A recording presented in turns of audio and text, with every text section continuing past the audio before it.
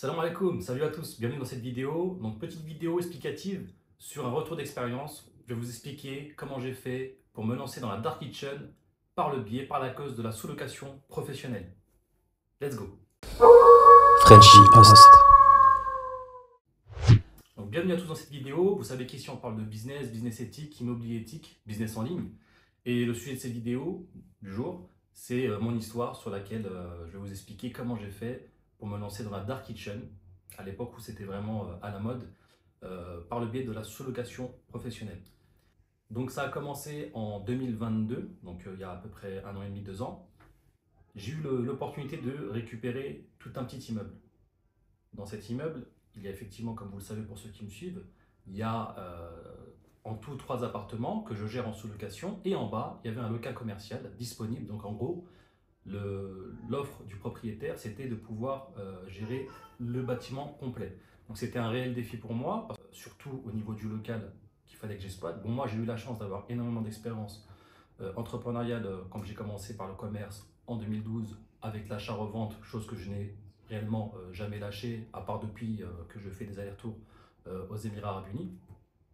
Donc je me suis dit comment je vais exploiter ce local commercial qui me coûtait en réalité un bras tous les mois. C'était en moyenne avec l'électricité, les charges, etc. Ça me faisait 2500 € à payer chaque mois. Alors, ce n'était pas le local le moins cher que j'aurais pu trouver avec cette superficie, etc.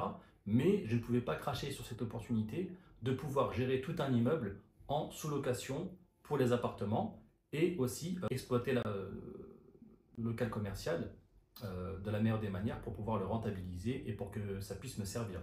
Donc j'ai eu plusieurs idées qui sont venues en tête. Donc moi, mon slogan à moi, ma devise, c'est je ne sais pas comment je vais le faire, mais je vais le faire. Voilà.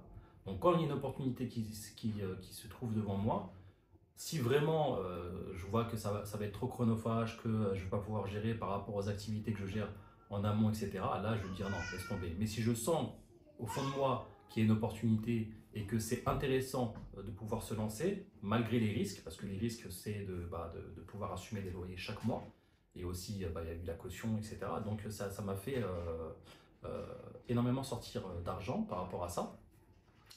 Donc je me suis dit, il va falloir que j'exploite le local commercial de la meilleure des manières.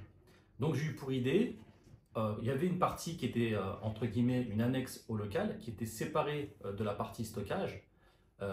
Et je me suis dit que voilà, je vais me lancer dans la Dark Kitchen. C'était un business model qui avait explosé suite après le Covid. Donc j'ai donc lancé l'activité de Dark Kitchen avec 2 options. Donc la première option, c'était de le sous-louer, de sous-louer la Dark Kitchen, donc de l'équiper, de faire les travaux, etc., l'aménager, le mettre aux normes et la sous-louer. Et la première option, c'était d'exploiter moi-même cette Dark Kitchen-là. Donc chose que j'ai faite en premier. J'ai donc aménagé les biens, je me suis associé avec une personne pour le business de la Dark Kitchen, et on a commencé l'activité.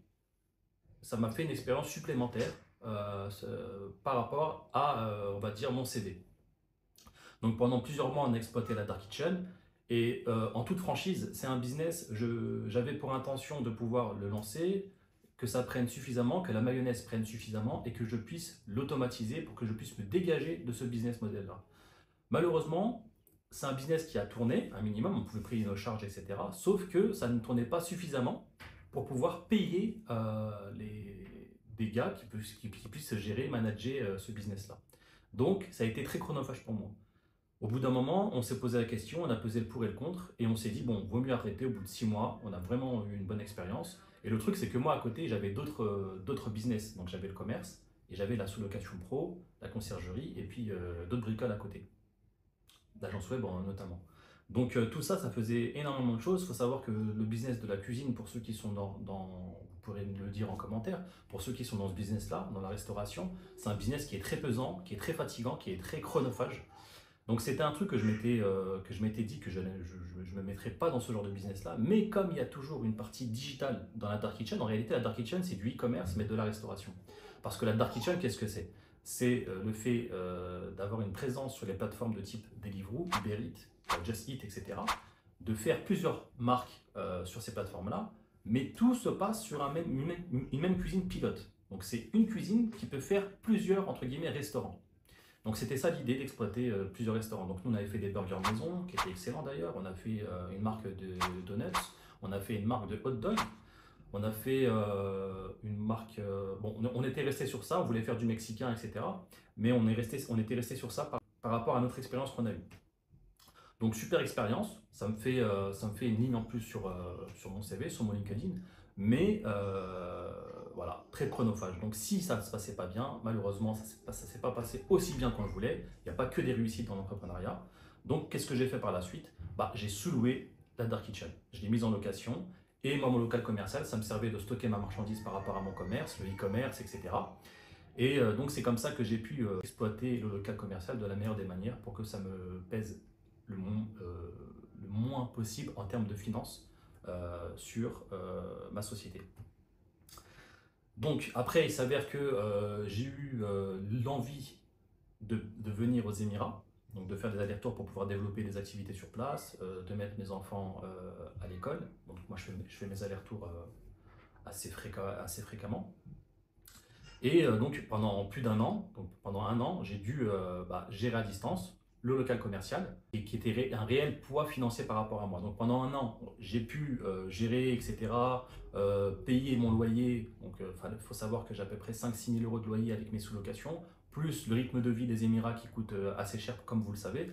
Donc pendant un an, j'ai pu tenir le coup, mais là, j'ai pris une décision qui est radicale. Il faut savoir prendre des bonnes décisions. C'est que je me suis débarrassé du local commercial qui est en bas et j'ai gardé uniquement les appartements en gestion, en sous-location. Car je n'avais plus le réel besoin de pouvoir stocker ma marchandise. J'essaie de me détacher du stock personnel et de pouvoir tout stocker soit via Amazon, soit via une plateforme de logistique qui sont spécialisées pour les e-commerçants. Donc pour tous ceux qui ont des questions concernant le e-commerce, Amazon, etc., n'hésitez pas à les poser en commentaire ou en cliquant sur le lien en bio, vous pourrez accéder à mon WhatsApp.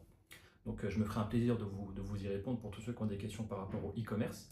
Certes, je n'ai pas encore de formation e-commerce, mais je pense que ça va venir, surtout si j'ai suffisamment de demandes par rapport à ça. Donc voilà, c'était juste un petit retour par rapport à mon expérience de Dark Kitchen, comme quoi le fait de se lancer dans la sous-location, ça m'a amené à faire d'autres business, donc ça m'a ouvert d'autres portes, d'autres opportunités et d'autres idées qui ont germé en tête. C'est pour cela qu'une fois qu'on se lance dans l'entrepreneuriat, faut savoir que voilà, ça sera une vie de plaie. Enfin, il y aura plein d'opportunités qui va venir à vous. Il va falloir vraiment faire des bons choix, d'accord, crucial. Faut savoir rester focus dans ce qu'on fait. Mais une fois qu'on le maîtrise et qu'on peut l'automatiser et qu'on sait qu'on peut se dégager du temps, rien ne nous empêche de nous lancer dans d'autres business qui peuvent nous faire parvenir d'autres sources de revenus. Donc là, sur ce coup-là, ça nous a fait travailler. Malheureusement, ce n'était pas suffisamment assez rentable pour pouvoir mettre des gens et l'automatiser. Donc c'est pour cette raison-là que j'ai voulu arrêter ce business model-là, le mettre en sous-location. Malheureusement, la sous-location de Dark Kitchen à distance, c'est assez compliqué à gérer. Les appartements, c'est un peu plus facile. Donc voilà, c'était tout pour moi. N'hésitez pas à poser vos questions en commentaire. Pour tous ceux qui sont intéressés par le business de la sous-location pro et de la conciergerie, cliquez sur le lien sous cette vidéo et je vous dis à très bientôt dans une prochaine vidéo. Assalamu alaikum. Ciao.